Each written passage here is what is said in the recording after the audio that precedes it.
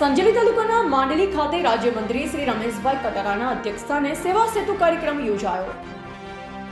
મુખ્યમંત્રી શ્રી ભૂપેન્દ્રભાઈ પટેલના નેતૃત્વમાં દાહોદ જિલ્લામાં સંજેલી તાલુકાના માંડલી મુખ્ય પ્રાથમિક શાળા ખાતે કૃષિ અને ખેડૂત કલ્યાણ સહકાર પશુપાલન અને ગૌસંવર્ધન રાજ્યમંત્રી શ્રી રમેશભાઈ કટારાના અધ્યક્ષસ્થાને સેવા સેતુ 2.0 કાર્યક્રમ યોજાયો હતો। ગ્રામ્ય વિસ્તારમાં ઘર આંગણે નાગરિકોને વિવિધ જનહિતકારી યોજનાઓના લાભ સરળતાથી મળી રહે તે માટે સરકાર દ્વારા સેવા સેતુ કાર્યક્રમ યોજવામાં આવે છે। દીપ પ્રાગટ્ય થકી શરૂ થયેલા કાર્યક્રમમાં માંડલી પ્રાથમિક શાળાની બાળકીઓએ સ્વાગત ગીત રજૂ કર્યું। ત્યારબાદ સંજેલી મામલતદારે શાબ્દિક પ્રવચન કર્યું। આ અવસરે મંત્રીશ્રીએ જણાવ્યું કે રાજ્ય સરકાર સામાન્ય નાગરિકોને વિવિધ 56 જેટલી જનહિતકારી સુવિધાઓનો લાભ સેવા સેતુ થકી ઘર આંગણે જ ઉપલબ્ધ કરાવ્યો છે। રાજ્ય સરકારે સામાન્ય માણસનું હિત હંમેશા લક્ષ્યમાં રાખીને જ કામગીરી કરી છે। રાજ્યમાં સેવા સેતુ કાર્યક્રમ થકી નાગરિકોને ઘર આંગણે જ સુવિધા મળી રહેતા લોકોને મોટી રાહત થઈ છે।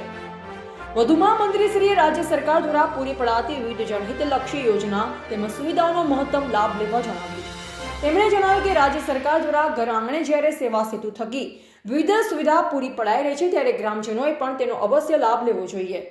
આ અવસરે તાલુકા વિકાસ અધિકારી શ્રી ડામોર, મામલતદાર શ્રી કામોર, એપીએમસી ચેરમેન શ્રી, શાળા સ્ટાફ, જિલ્લા પંચાયતના સભ્યશ્રીઓ, તાલુકા પંચાયતના સભ્યશ્રીઓ, સરપંચશ્રીઓ, અન્ય આગેવાનો તેમજ ગ્રામજનો ઉપસ્થિત રહ્યા હતા।